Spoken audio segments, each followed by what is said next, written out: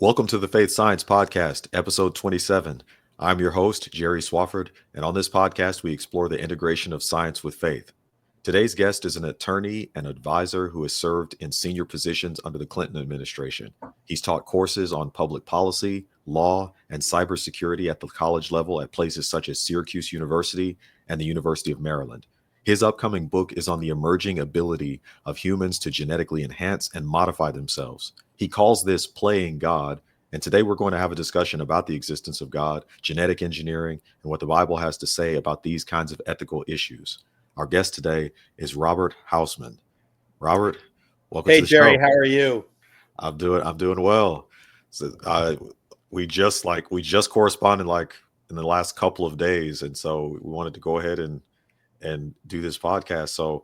I always like to ask anyone who comes on, what am I missing in that introduction? What is it? Is that what you lead with when you're introducing yourself, or is there something else you like to talk about? Maybe it's family or something else.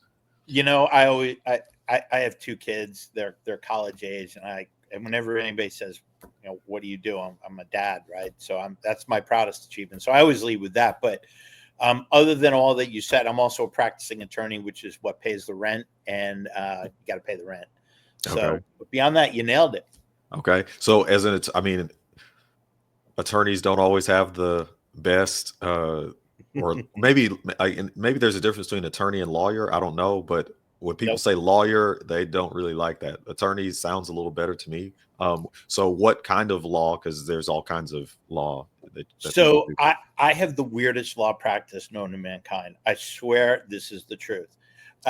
On the one hand, I represent a couple of companies that are dealing with issues with the federal government, regulatory issues. On the other hand, I represent several recording artists in everything from contract disputes to claims against them. So I represent a couple of emerging artists, and I represent one guy who's a multi-platinum. So I have a really weird practice, and I'm happy about that. It makes it interesting on a day-to-day basis. Okay. That's interesting. I came across something the other day. I'm currently doing this in Nashville, Tennessee, but I live in Huntsville, Alabama, and in Tennessee, a law was passed earlier this year um, that prohibits people from using an artist's music in some kind of AI to do some kind of you can do some kind of deep fake of someone, and you now that's against the law in Tennessee here. And so I don't know if that's the kind of thing that you are encountering, or is it maybe something else that you're doing with these Most of my artists. stuff, so it's funny, most of my stuff, a lot of my artists that I work with are country music artists. So I'm Okay. a fan of Nashville. I'm jealous of you being there right now. And but most of my stuff is like dealing with record labels and contracts and disputes about that. So it's much. I haven't gotten into the AI stuff with recording artists, but it's out there and it's a big issue for anybody who's creative. AI kind of goes at your bread and butter. Right.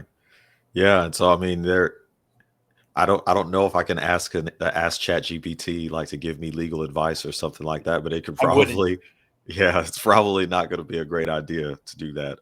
It's Yeah, I interesting. mean, I wouldn't put it up there on my top 10 list of things to do if I got sued, but why Right. not give it a whirl? Worst you Right. can do is realize it wasn't the best idea. Yeah. Now, I mean, when I see the Clinton that you served in the Clinton administration, is that's really interesting to be serving in the White House. What was that like? What were you doing? And I mean, if you can say, I don't know if it's Yeah, like no, I top can secret. say. I did have some stuff that I worked on that was classified that I can't talk about, but for the most part, I had a bunch of different jobs. I worked for a little while alongside the press office. I was for a while working as a consultant to the National Security Council. Then I went over to the drug czar's office, and then but the coolest thing I got to do, and this was like, so first of all, what was it like working in the White House? Amazing. It's an amazing experience. It's drinking from a fire hose every day. You never know what you're going to get hit with. But I think that the thing that was most amazing to me is every day when I would walk in, I would have this moment as I was walking onto the grounds where like your heart kind of skips a beat and you go, I work in this place. This is amazing. And also you have a sense of really profound responsibility that, and I think this has slipped a lot since I was there. At least I perceive it, and not in a good way. But I had a constant sense that I worked for the American people. Like the people were my boss. I had bosses along the way, like General McCaffrey, President Clinton, but ultimately, I worked for the American people, which being able to say that is a pretty cool thing. And so every day I felt like walking on sunshine. Even on my worst day, I could step back and go, wow, this is a great gig. Yeah. But the coolest thing I did get to do, and this is kind of the genesis of, no pun intended, this is the genesis of where this book comes from, was I worked on reform of the Olympics. And President Clinton tapped my boss, General McCaffrey, and we had already started working on doping, which is like, remember Mark McGuire, Sosa, use of steroids, pump up. And for a while, steroids and other things, going back to the Russians in the 70s, was just destroying sports. It was eroding the Olympics and other sports. And so we were already working on trying to reform the Olympics for doping and drug use. And then the Olympic bid scandals and all of that, the corruption came out. And President Clinton tapped us, my boss and I, and me on a day-to-day basis, to go fix the Olympics, which of everything I've ever done in my life will always be a standout that I got to play a role in kind of reforming the Olympics. So it was great. It was great. I miss it. I don't miss the hours. I don't miss the pressure of it. I do miss what we got to do.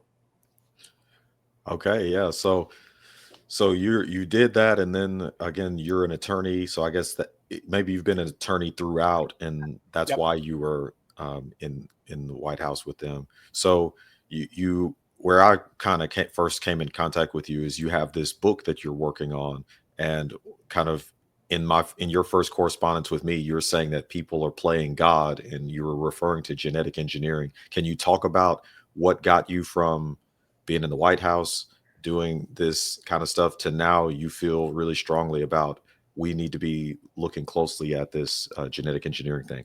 Yeah, absolutely. So we're in the middle of working on all this anti-doping, Olympic reform, and all of that.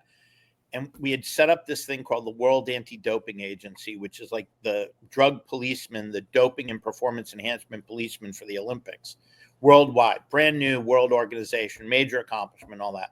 So I'm sitting at the first scientific meeting as part of the American delegation.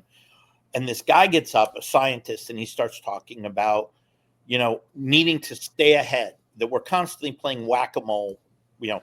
We figure out a way to ban one drug and how to test for it. Boom. The dopers and the cheats go somewhere else, and they come up with a new drug, and now we're chasing them. So we're constantly playing whack-a-mole. And in that vein, he started talking about genetics. And I'm like, why are we talking about genetics, right? Because this is somebody who's super, super smart. I'm just a policy guy, right? This is a scientist, like massive PhDs, I think, Ivy League or whatever. And he's talking about doping, and he says we are on the cusp of being able to genetically engineer athletes to be better and to win. And we have no way to control for it, no way to test for it, nothing we can do. And a light bulb went off in my head. So do you remember Michael Phelps, the swimmer? Mm-hmm. Amazing swimmer, right? So thing about Michael Phelps is, I mean, take nothing away from Phelps. He's an amazing athlete, set records for medals and all that.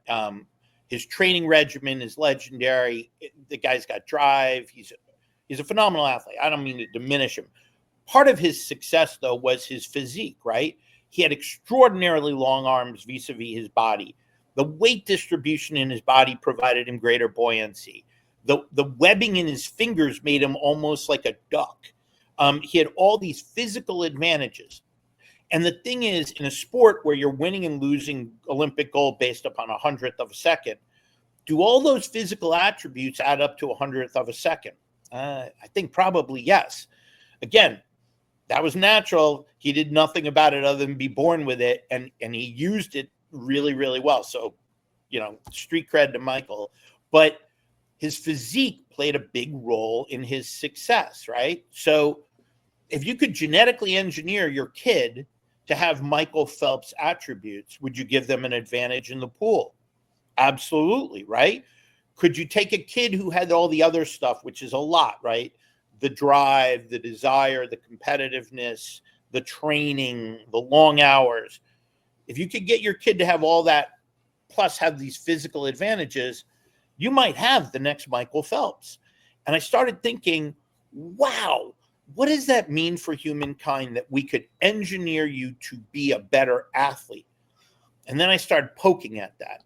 And what I realized is it's not just athletics. And this is the scary part. It's also the great part, right? So double-edged sword, the promise and also the risk. Any attribute, we are at the stage, we are on the cusp of it. In fact, we're already inching into it. We are at the stage of going from being able to genetically fix things, right? So gene therapy, ALS, cystic fibrosis. There are a host of diseases that have genetic components where scientists are already using gene therapies to treat those people. Amazing, wonderful. We are now at the stage where they can go from gene therapy, fixing flaws, to gene enhancement, meaning we can build a, air quotes, better person. And I'm careful about using the word better, but it's very subjective. Like better, some people want to be taller, some people want to be shorter, whatever. I don't care what you want to be. But and it's not just physical attributes. Think of everything that goes into the makeup of a person that has a genetic component. And dare I say, pretty much everything has a genetic component. So your intelligence.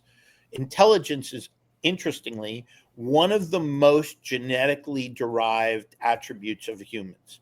Cognitive function, meaning the speed that you think out, the sharpness of your analytics, very genetically driven. Risk aversion. So like you want to build a soldier who's prepared to take the hill no matter the cost. We can genetically engineer, soon we will be able to genetically engineer you to be less risk adverse. Or a gambler. You want to be a great gambler? Yeah, we can make you a great gambler. So all these attributes, anything that's genetic or a genetic component, we are in the process of being able to either A, turn it on, B, turn it off, C, enhance it, or D, decrease it. So what does that mean for humankind? We can literally build, a Pierce Brosnan who is as smart as Stephen Hawking, who is, as tall and as athletic as MJ Jordan. Imagine what that looks like in the world. We will have gone from an era in which we have no control. You and I are just a bunch of genes that our parents threw together, to an era in which we will be able to control all these attributes and engineer, air quotes, the perfect person. Okay. Yeah. So then that really brings up this idea of playing God, because again, if I'm a Christian, so I look at what the scripture has to say about how God makes each person unique. And what you're kind of saying is, well, what can happen is we can just create these people, or choose this color eyes, this color hair, this height, these kinds of attributes, and be able to do the thing that God does in humans. And so you said that there was this doctor there that was saying that's what was coming, and that was back during the Clinton administration. Like, can you talk about how much is there opposition to this? Are people actually doing this stuff right now, and we just don't know about it? It's kind of like the cloning thing back a Right. while back, where they were cloning, and they just said, hey, here's something that's cloned. Is that So what's happening now? yeah, exactly. And you're right. Like the worry was back during my era in government, and it's here, right? So there is a Chinese, and in a weird way, I don't think anybody knows what to do with it, right? So before we talk about, are people upset about it? What are people doing about it? And by the way, I love the way you led in with like, this is what God does, right? Because like, and I do think there's and we ought to talk about this. There's a big difference between fixing flaws, genetically, gene therapy, and gene enhancement. So put a Right. pin in that. Right. And from a scriptural or faith-based perspective, that's a huge difference, like a massive difference. But to go at where are we at? So a year or two ago, I think it was, there was a Chinese scientist who genetically engineered two twins to have resistance to HIV/AIDS. That's enhancement, right? He found a gene that increases resistance to HIV/AIDS.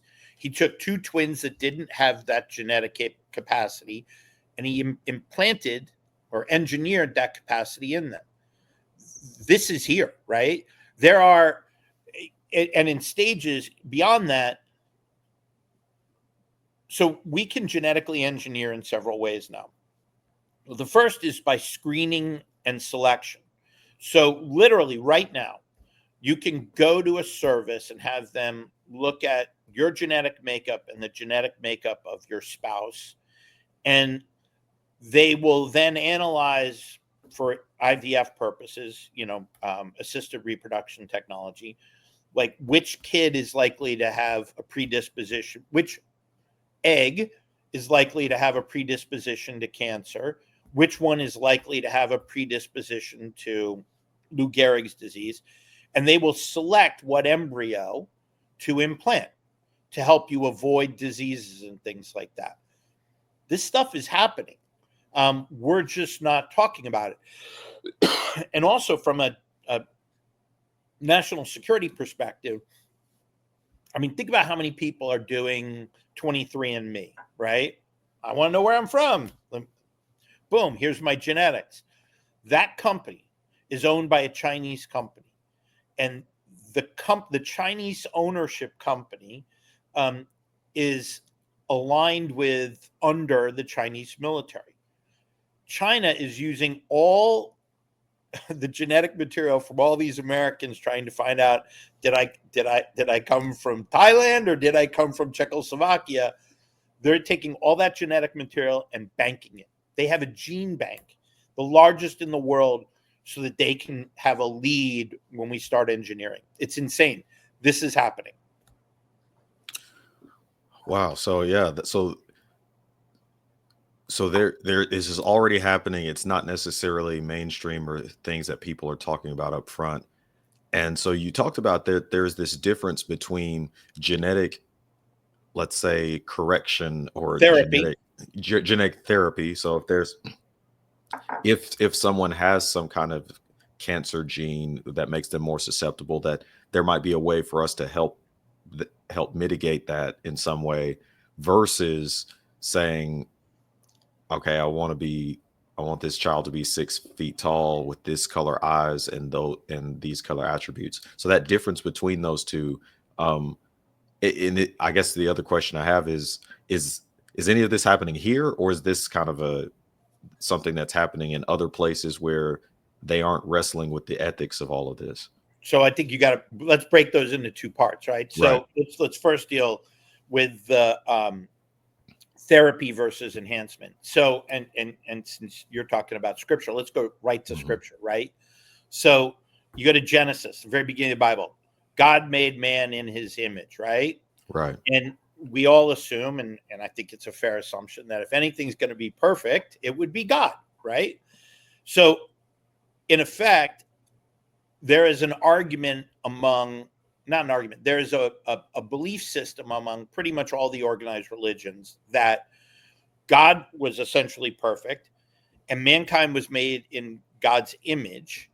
And set aside how we believe we got here, creation, primordial soup, all that stuff. Set all that aside. However we got here, when we got here, if we were made in God's image, we were perfect, or as close to perfect as we could get. And then along the way, like everything else, humans evolved. And in that evolving, errors were made, right? Think of it as like transcription. You're playing telephone, the game of telephone. You never get it exactly right. Somebody says, and you put in a the. So in all of us mating, having kids that's occurred since the dawn of humanity, some mistakes got made in the genetic transcription. And therefore, we got this disease, we got that disease, we have this and that. When gene therapy goes in and fixes those things, pretty much every organized religion right now says, well, that's getting us closer to God. God didn't intend those mistakes to sneak in. So let's fix, let's fix cystic fibrosis. Let's help that kid, hearing impairment, whatever it is. Let's fix that kid and get them closer, my God, to thee, right? Is the saying. And so that, I don't have a problem with it. I don't know. I haven't seen another religion that's come out and said, I have a problem with gene therapy, because it's kind of like, yeah, it's okay to fix things and get us back to where we should have been. When you talk about enhancement, that's not the case, right? Like you said, if you believe in faith, if you're a Christian or Muslim or whoever you are, God made you. And in that doing, God made those choices. You're going to be 6 feet tall. You're going to be 5 feet tall. You're going to be, blue-eyed. You're going to be brown-eyed, whatever it is. Now there's going to be a doctor sitting with parents saying, what do you want? It's like buying a car. You want red? You want blue? You want the leather interior?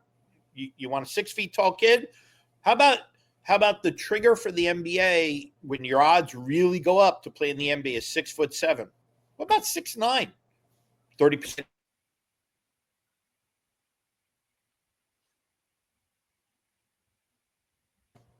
That to me really does feel like, whether you call it in religious terms, playing God, or ethical terms, you're crossing a line, and it's a line we should be really careful and thoughtful how we cross.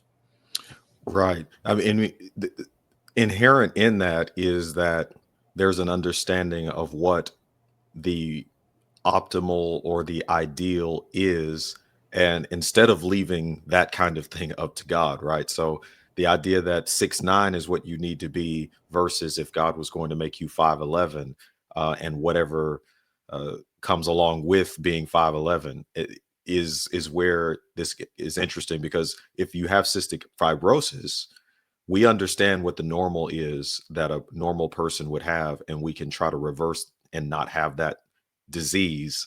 But this is going beyond that and saying, well, we think we know better than the way God made a person, and that becomes extremely problematic. Of course, that's the playing God that you're referring to here, and that's something that we would want to be really careful about when we're doing that. Are you able to still hear me?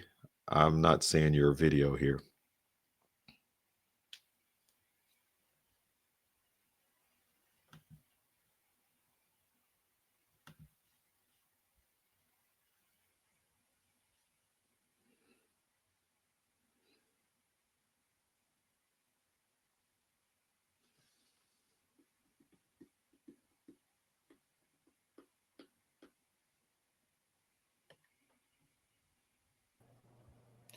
I hit an unstable connection for a minute, I think. Okay, yeah, you're back. So yeah, I was just saying that that difference between God making these kinds of choices that people are now trying to make, kind of, there is an arrogance where you think, well, Rob, what would have been better about you is if you were a little shorter, or what would have been better is if you had a different body composition, or had this much IQ versus that much IQ. But it is that combination. And I think we can somehow see these things as being imperfections when they really are not necessarily imperfections. It is just a uniqueness. And so uh, I think I think what you were kind of getting at is there can then be this, uh, I mean, everybody's going to want the 6'9" guy with that looks a certain way, and then what happens to that uniqueness now? I don't. Yeah. These the kinds of questions we would need to be thinking about. Right. So first of all, you lose genetic diversity. I mean, we talk about the importance of genetic diversity in other species. Like when we lose species, genetic diversity is important. It maintains, the life on the planet. What if we lose human genetic diversity? That's a problem right there, right? Then you have what I call the Stephen Hawking dilemma. Um, Hawking is was this brilliant scientist. He had neuromotor disease. which got progressively worse to the point that he couldn't communicate. He had to use like a special system to communicate, and was confined to a wheelchair and all this, severely disabled, but arguably the one of the brightest people ever to walk the planet. And if you listen to him himself and his mother talk about the fact that he had these limitations on the physical world, turned him inside and compelled him to occupy more time in his thoughts and to think bigger thoughts and be focused on that. And he has said, prior to his passing, he said that those physical limitations helped drive his genius. He wasn't arrogant, so he wouldn't have used genius, but I'm paraphrasing. But he himself said it drove his genius. So, okay, so we won't have another kid with those in the future. We probably will not have kids with those neuromuscular diseases. That's a great thing. No parent wants their kid to have that. On the other hand, do we lose the next Stephen Hawking? It's quite likely, yes, right? Because that kid who no longer has to sit and I'm not suggesting anyone should be confined to that life unless they want to be. But that kid who, is stuck in their wheelchair, can only think, now is out on the playground, now is like trying to become MJ or, Kobe, instead of trying to become Stephen Hawking. Right. It's a loss. It's a loss. Yeah. And beyond that, how are we going to treat each other? Right. This is the part that I really focus on, and I think is a huge issue for faith-based communities.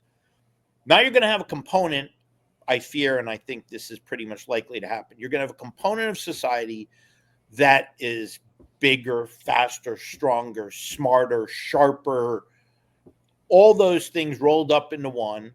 And then you're going to have a bunch of people who, because they lack the economic wherewithal to get engineered, or because they have faith-based concerns or organic concerns, their enviros, whatever, are not going to get engineered.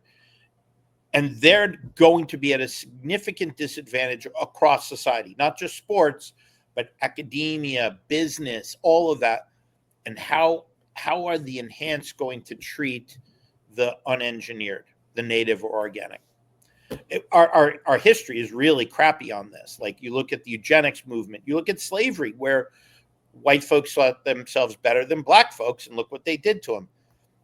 We don't have a great history in terms of how we treat people who are different. And I very much worry, if we don't get ahead of this and really think it through, what will happen. And to me, thinking it through starts with faith and ethics and philosophy. Right. Yeah. So I mean, one of the difficulties when people have associated atheism with science is that there's this idea that if you do science, you can't talk about faith at all. But if we don't have faith as a foundation to do science, then there's really no reason to say, well, why should I think twice? If I want to engineer people, I should just be able to engineer people, because there's nobody to tell me not to, or that type of thing. And what we're saying here is, no, that's how you get into these things like the eugenics movements of the past, like racially based slavery here in America and those kinds of things. And so if people were going to the scriptures, or if people understood that everybody's made in the image of God, which is one of those things that the book of Genesis says that we just gloss over, but that's not in all the religions. There are some that say something like it, but saying that everybody's made in the image of God really takes away this idea that you can say, I can subjugate you because you're different.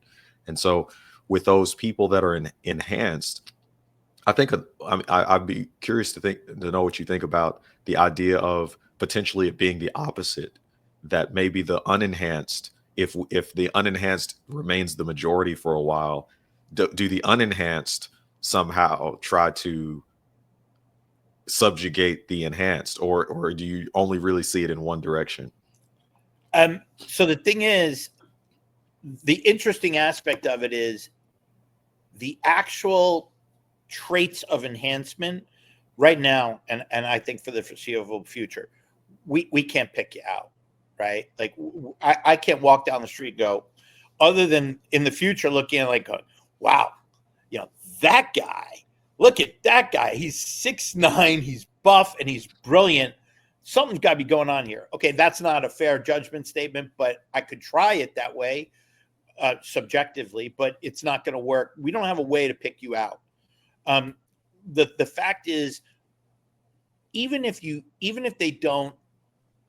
enhanced don't affirmatively subjugate people, like make it a policy, they're just going to do better on tests. They're just going to ace their SAT. They go to Harvard. The unenhanced don't. They're just going to do better in sports. They go to the NFL. The unenhanced don't. There's an inevitability to it. Do I think that there is a possibility of a backlash and a persecution of the enhanced? Sure. Yeah, we've done crazy stuff in this world, so why not, right? Could it be that people start coming down and going, no, that's unethical. No, that's this. But here's the thing. If you look at where we are in terms of competitiveness and advantage in our society today, nobody likes a cheater.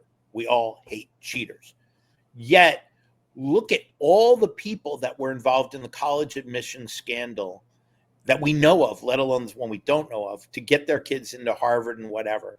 Look at all the people who get doctors to prescribe ADHD drugs to sharpen their kids' focus when their kids don't have ADHD. Do we frown on that? Yes, we frown on that. Doesn't stop them, right? So given the fact it's hard to, point out the difference, I think it would be much more difficult for the unenhanced to persecute the enhanced. I think it's almost I think the question of how the enhanced treat the unenhanced is, where the rubber's going to meet the road. Yeah, that's interesting. Because again, I'm trying to imagine there being things about being unenhanced that would be advantageous. Because again, being taller, stronger, faster, being smarter in whatever intelligence IQ. But when you look at something like what they call emotional intelligence, for instance, where you know the guy in high school that was really, really smart, smarter than everybody, but could never quite fit in. Is that kind of what could happen in the case of these enhanced people? Are there aspects of our unique humanity, our natural humanity, that can't quite be enhanced in that way? I'm sure the answer is yes. I haven't really found it, right? So I've been looking for this, and I'd like to think it. I mean, my natural inclination is to say, of course, right? There's a certain uniqueness to humanity, and that's how I feel, right? But if I look at it from a data and analytics perspective, I have a hard time with it. So let me blow your mind.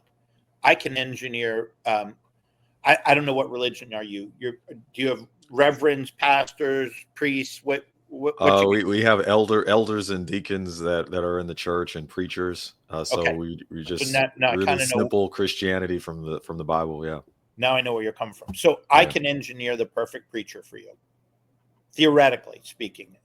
So, for example, things you want in your preacher, you want them to be compassionate, right? There are genetic attributes to compassion. How about that? Kindness. There are genetic attributes to kindness. There are genes for kindness. There are also certain genes, we talk about the assassin gene, right? Things that make you more likely to be violent. We could turn those off, right? So that a preacher or a pastor always turns the other cheek, genetically speaking. So, yes, I want to believe that there are,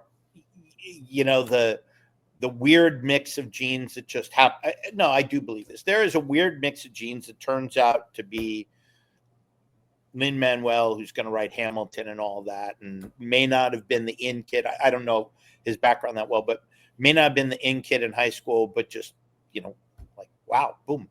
I think there will be examples of that. The question is, how many, how far apart, vis-a-vis the norm, right? Vis-a-vis this massive potential number, or even just large potential number. Because the other thing is, like I said, we actually can enhance your creativity, or we have the theoretical capability to do it. So there's this other thing that you brought up about Stephen Hawking. So let's what about that part too, where we see so many people that do so well because of their adversity, and if this enhancement takes away much of that diversity, does that potentially hobble them or handicap them because you haven't had to go through adversity, and then when you don't have that adversity, now you are at a disadvantage with things, because I don't know if is there a genetic enhancement that gives you grit, or that gives you uh, this this sense of I'm not going to quit, or those kinds of things that somehow that often come about through adversity, that probably isn't there if you are so enhanced in this way. Yeah. So the interesting thing is, um, I talk about your abilities need to be honed, right? And if you're an athlete, you can be born with a great eye, and maybe you're a natural 3-point shooter or whatever your sport is, but it's what you do with that gift, right? You can squander that gift really easily. Don't show up on the court. Don't try a practice. Gift gone. Um, are there genes for example, mental resilience? Yeah, but the thing is, you don't hone those genes. Like, you're not rubbing them on the stone to sharpen them, right? So that adversity that Hawking went through, it definitely had an effect, and that may not be there. And isn't that the enormous twist of fate here, right? Like, in the search for perfection, we might actually be canceling out some of our greatest genius. And so, on the one hand, if you took every person and made every person, genetically speaking, as smart as Stephen Hawking, imagine what the world would come up with. Imagine what the world would come up with. But on the other hand, if you took every person and genetically engineered them to be like Michael Jordan, no offense to Michael Jordan, I wish I had his skills and talent. Obviously, I use him as an example often. But you might undermine some of these other things, right?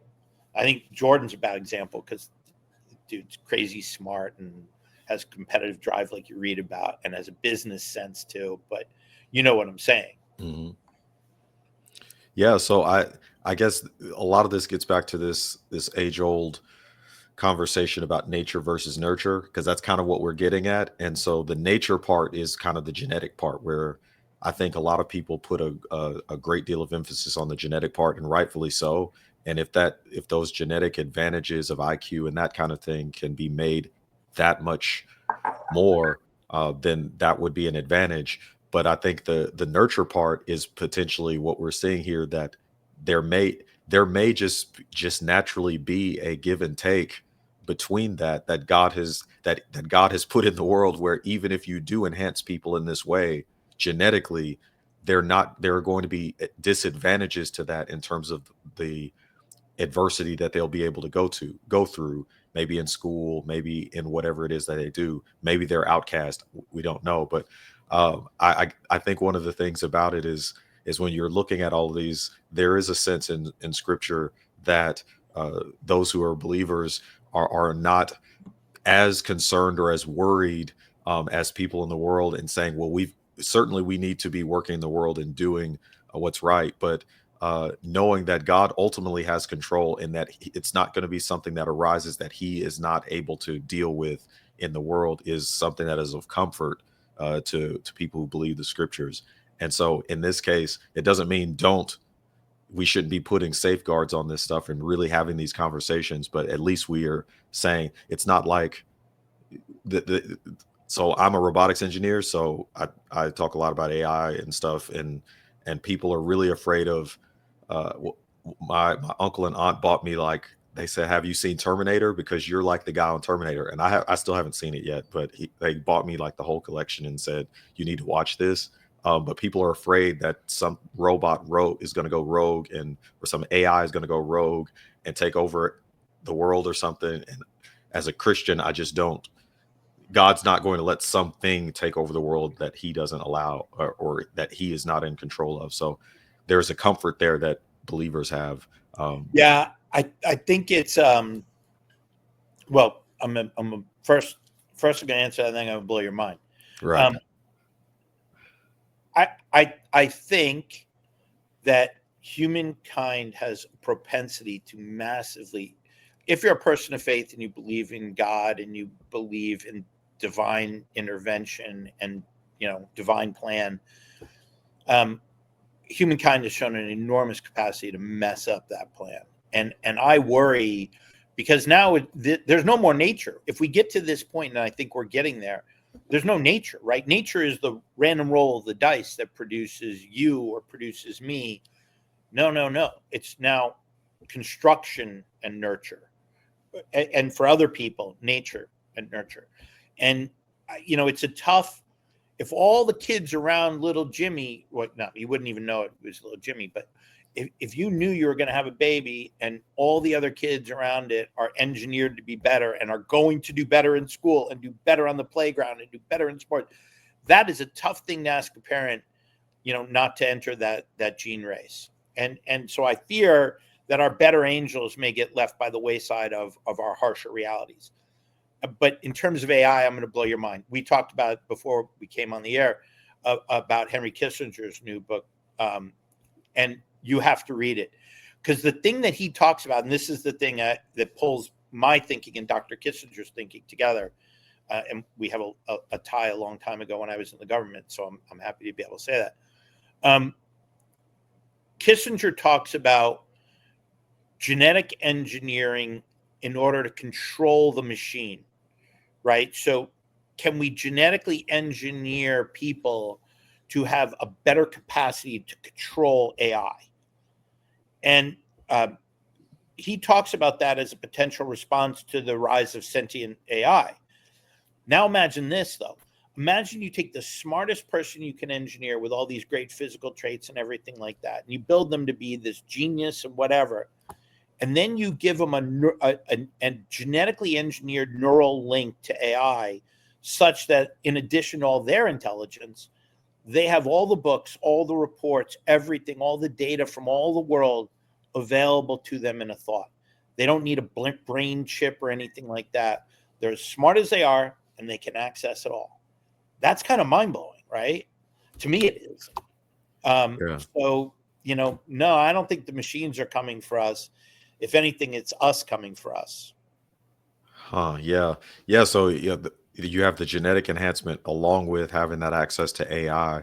We see this in some ways where now that AI has gotten good enough to win, to basically beat anybody on the planet in chess, for example. Now the best chess grandmasters basically use AI to learn how to get better. So they are enhancing themselves by looking at these moves that nobody ever thought of before they had the AI. So we all are kind of improving in that sense. What you're saying, if you put on top of that the person who is genetically enhanced, then there's even more that can happen in that place. And the scary part about that is, so a long time ago, do you remember there was I'm trying to remember the guy's name. I can't remember his name. There was a Black American fellow. He was, I believe he was a Nobel Prize winner in physics, and he did the TurboTax press the button. Doesn't take a nuclear physicist to tell you how to press the button guy. Brilliant dude, like insanely smart. Long story short, I had an opportunity to have about 20-30 minute conversation with him. And we were talking about really, really cool guy. So we were talking about music. And he was telling me that he believed that the world's greatest album ever written was the Beatles' White Album. And he was too smart for me to debate him. I was just like, yeah, it's a great album. But we were then talking about AI. And I said to him, like, if all these things go by the wayside, like what are humans going to do? And he goes, go back to the White Album. What AI cannot do is that which it has never been thought of by man, because AI is man's creation, right? Its limits are what the inputs are and what you can derive from those inputs. So if you go back to the moment in time when I can't remember the painter's name, let's use Picasso. Go back to Picasso in the moment in time when Picasso goes, no, I'm going to turn everything into cubes. I'm going to turn everything into squares and put them together in weird squares. Cubism. No one had ever thought of cubism before. AI could never think about cubism on its own. It could have somebody could say, hey, make me a cubist Monet. But if cubism didn't exist, AI couldn't come up with cubism because man hadn't thought of it. You could say, make me a geometrically originated, blah, blah, blah. AI can't on its own. It can think. I hazard it can't express human creativity. It can extend human creativity, but it can't be humanly creative. It defies logic. It just can't, even when sentient. So where's the divide? The divide in what people are best at is the creative, the unique, the human. And it's very difficult to imagine. Maybe somebody's going to dispute me and say, no, we have it. I'm sure they are thinking they do. I don't agree with that. Where the machine can be the human. But if you put the machine and the human together and they have both of those, like they honestly, I believe they could, maybe even should rule the world. Wow. Yeah. So that it's interesting. You're talking about how the AI, and I agree with this. AI is not going to do what humans are doing in terms of creativity. But it's interesting that if you think about what genetic engineering is, there's a very similar sense here. It's one of the things that I think points to the existence of God. If people are looking for arguments for the existence of God, the fact that you have genetic code that we can move around and enhance, or we might call it enhancing, but we're basically modifying existing genetic code to be able to reliably say blue eyes here, 6 feet 6 here. The fact that that's actually possible means that someone had to make the code that we are now modifying and enhancing.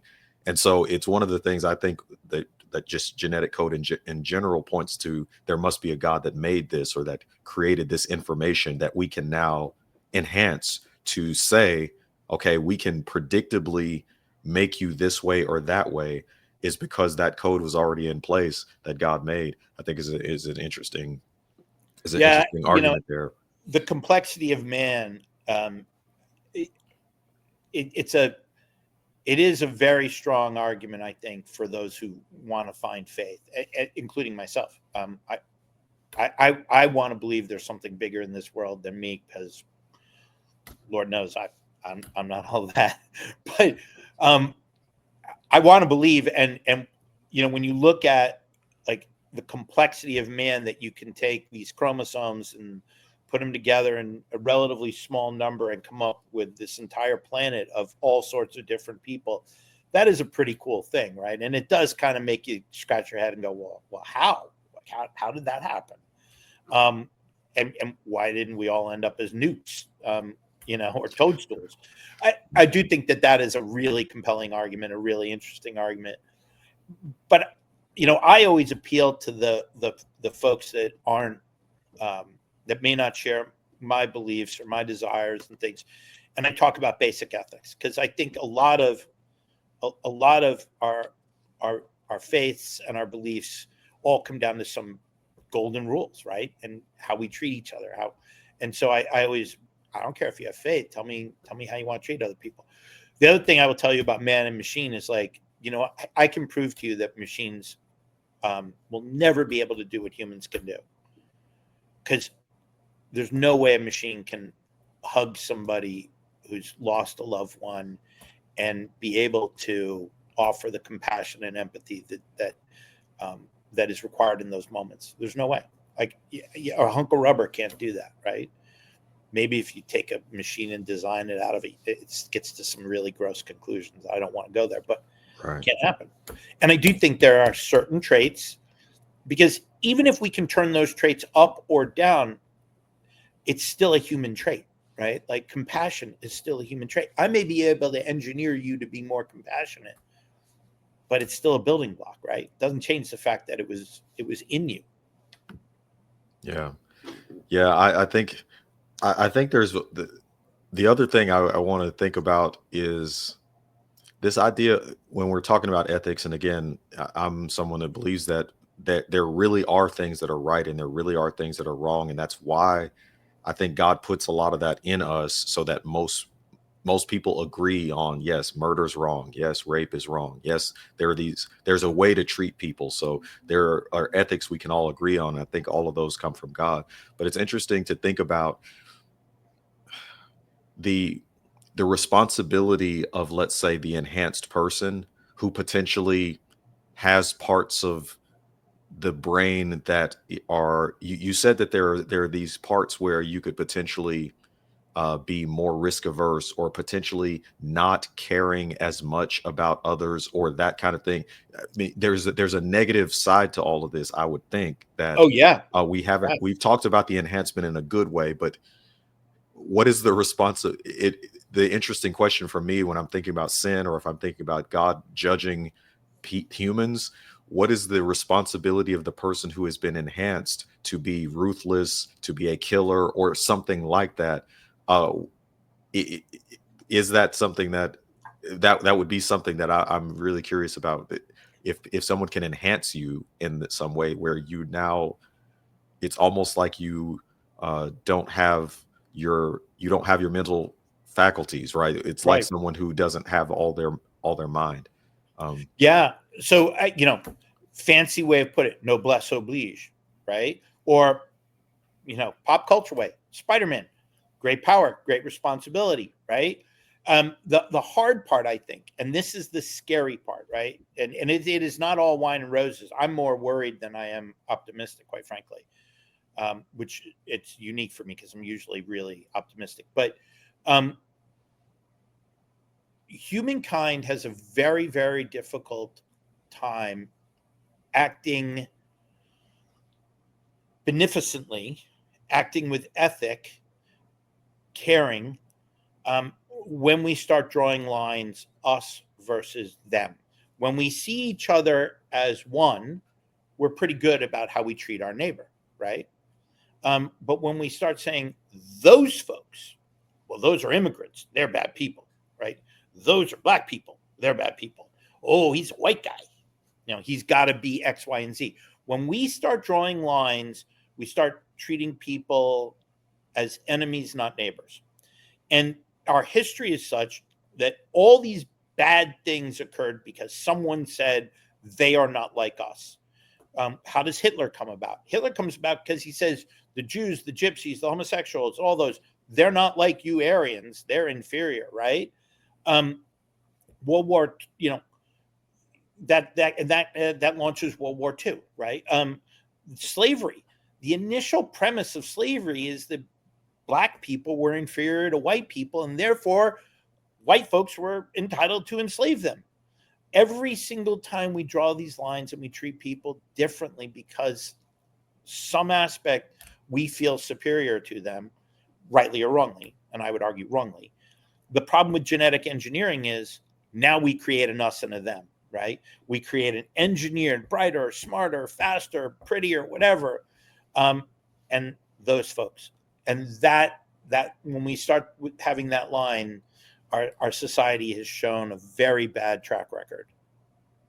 yeah, yeah, I think that's true. I mean, the way Jesus tells the parable of the Good Samaritan, and he's talking to a Jewish audience, and he's clearly Jews and Samaritans, they were an us versus them, certainly.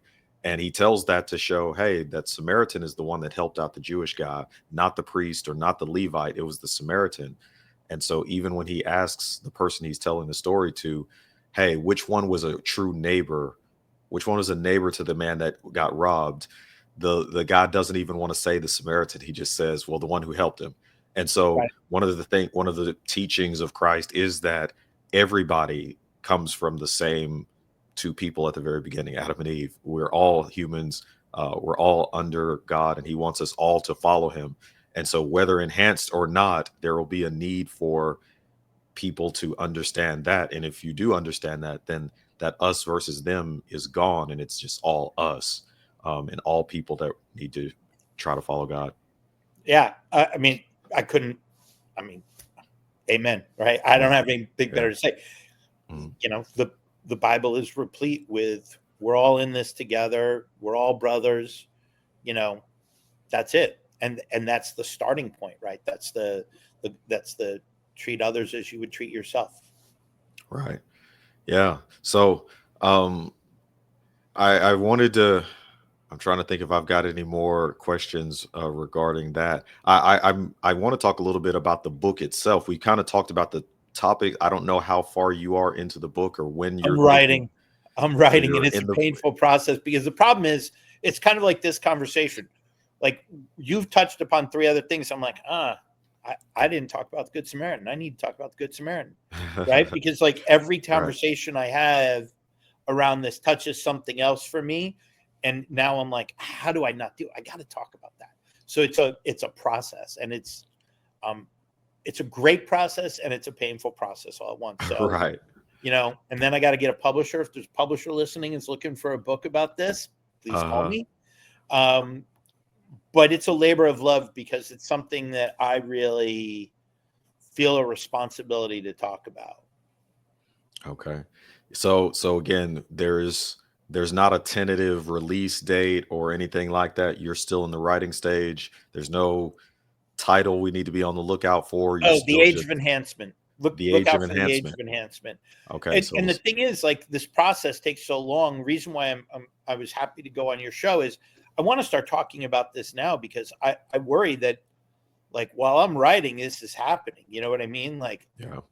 and if you don't raise awareness, if people aren't thinking about it, if we just stumble forward with this, we're just not going to be ready for it.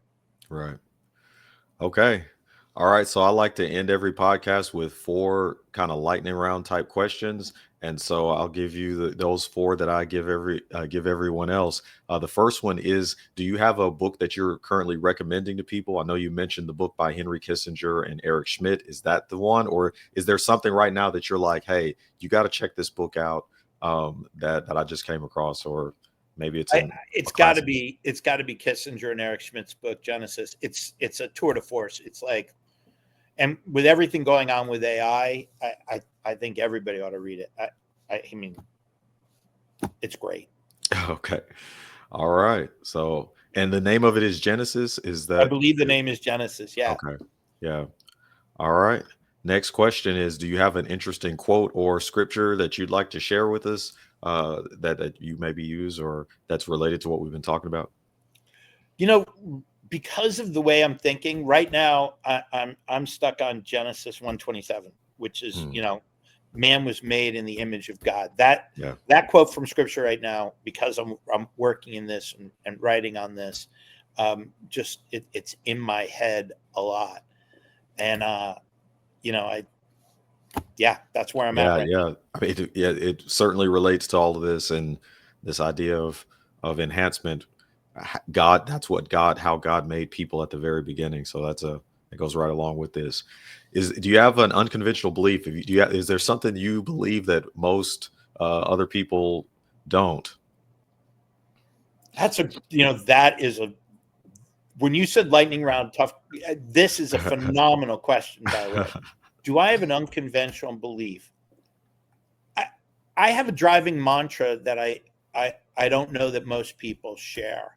And Hmm. it is if you're not shaking the tree, you're eating rotten apples off the ground. And Okay.